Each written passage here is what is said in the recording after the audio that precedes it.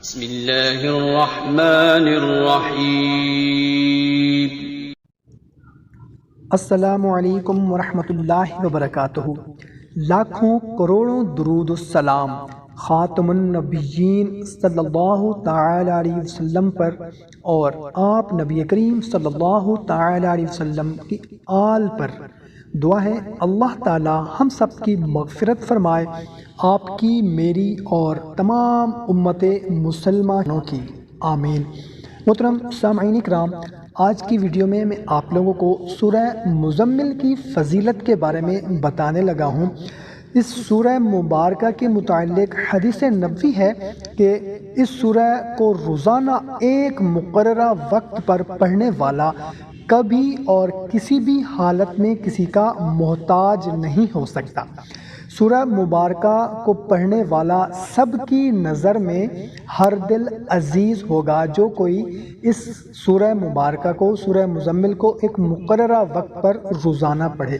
لوگ اس کی پذیرائی کریں گے، اس کو عزت کی نگاہ سے دیکھیں گے، اس کا ہر مشکل کام احسن طریقے سے انجام کو پہنچے گا۔ اس سورت مبارکہ کو پڑھنے والا معمول کے ساتھ کبھی بھی تنگ دست نہیں ہوگا، پریشانی اس شخص سے ہمیشہ دور رہے گی، کبھی بھی کسی پیچیدہ اور مہلک بیماری میں وہ مبتلا نہ ہوگا، اس کا یا اس کے گھر والوں کا واسطہ کبھی بھی کسی بیماری سے، پیچیدہ بیماری سے، مہلک بیماری سے نہیں بڑھے گا، بلکہ یہ کہنا زیادہ درست ہے اس سورت مبارکہ کے پڑھنے والے کے لیے یہ سورہ ہر طرح کی محافظ و مددگار ہوگی۔ روزمرہ زندگی کے علاوہ اور بھی دیگر تمام دینی و دنیاوی افادیت کے لیے یہ سورت اپنی مثال آپ ہے۔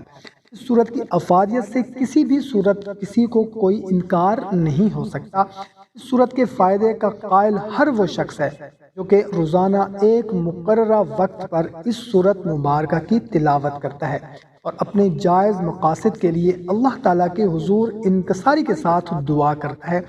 اللہ تعالیٰ اس سورت کی برکت اپنی کرم نوازی سے اس شخص کا جائز مقصد حل کر دیتا ہے، اور مقصد کے حل کے علاوہ بھی اللہ تعالیٰ اس شخص کو اپنی رحمت کے سایہ میں رکھتا ہے۔ زندگی کے تمام جائز مقصد و مشکلات کے حل کے لیے یہ سورت شافی علاج ہے۔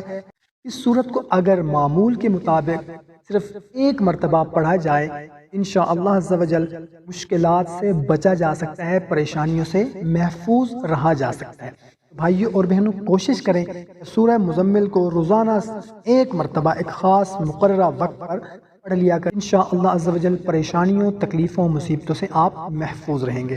محترم سامعین، ویڈیو اگر اچھی لگی ہو تو ہماری حوصلہ افزائی کے لیے اس کو لائک اور صدقہ جاریہ سمجھ کر شیئر ضرور کر دیں۔ جزاک اللہ۔